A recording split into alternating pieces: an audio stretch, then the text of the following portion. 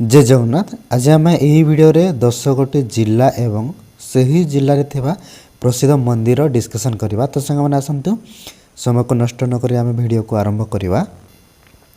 प्रथम हूँ कि लिंगराज मंदिर क्यों जिले में अवस्थित। तो यह जानते आपण यह हूँ भुवनेश्वर सिटी जहाँकि खोर्धा जिले में अच्छी।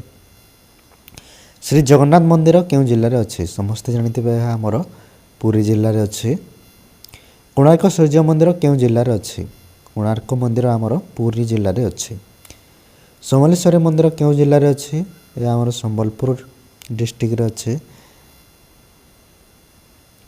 मांगला मंदिर जहाँकि काटकटी क्यों जिले में अच्छी आमर मांगला मंदिर जाजपुर रे अच्छी।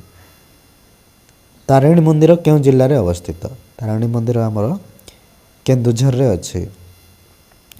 बिरजा मंदिर क्यों जिले में अच्छी बिरजा मंदिर आमर जाजपुर रे अच्छी।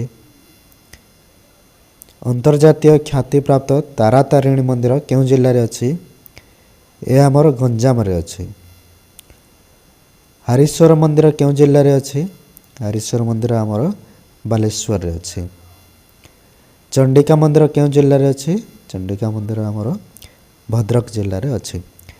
तो सामने आज वीडियो जब वीडियो भल लगा लाइक करूँ शेयर करूँ और चैनल को निश्चित भाव में सब्सक्राइब करके जातु। Signing of thank you.